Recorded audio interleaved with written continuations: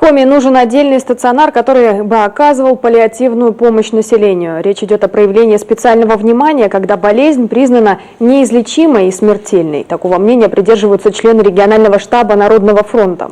Накануне в Сыктывкаре побывали специалисты из Москвы и Казани, которые считаются в стране лидерами в этой работе. О ее потребностях и реалиях сегодня Евгений Ракин.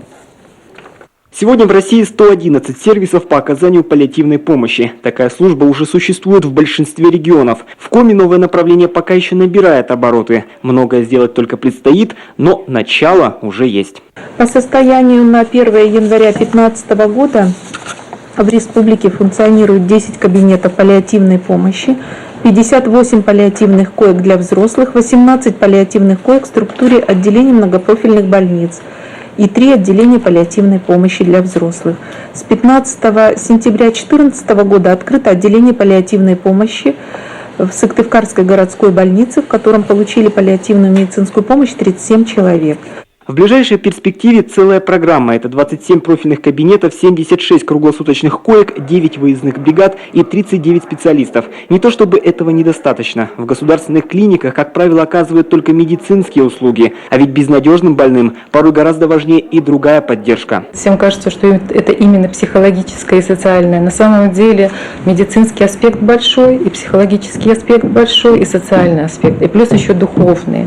И очень часто духовные это не всегда религиозные, очень часто духовное это когда действительно человек может в плане философском понимать очень важные моменты болезни, умирания и так далее. Это очень важно для паллиативной помощи.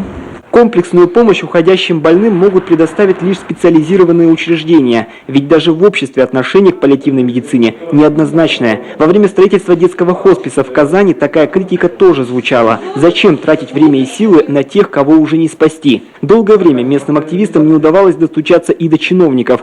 Сегодня ситуация кардинально изменилась. В рамках государственно-частного партнерства в столице Татарстана вслед за детским стационаром завершается строительство паллиативного отделения для взрослых. Его открытие запланировано на апрель. Даже в высокоразвитых странах деньги на хосписы не выделяются.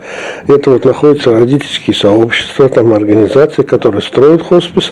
Ну а работать потом дальнейшее финансирование в рамках именно частно-государственного партнерства. Тут час выделяет государство, час по линии благотворительности.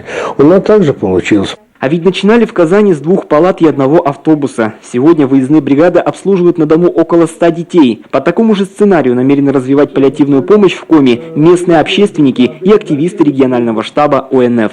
А есть помощь в виде хосписов, есть помощь в виде выездных бригад и становления целой службы, системы службы, И может быть, в нашем регионе, мы начнем с малого, у нас появится целая служба оказания паллиативной помощи в виде выездных таких служб. По итогам круглого стола участники подготовили ряд предложений в адрес профильных министерств. В первую очередь они касаются решения кадровых проблем, формирования законодательной базы и, конечно, поиска дополнительных финансовых источников. Евгений Ракин, Владимир Шишко, у нас телеканал Юрган.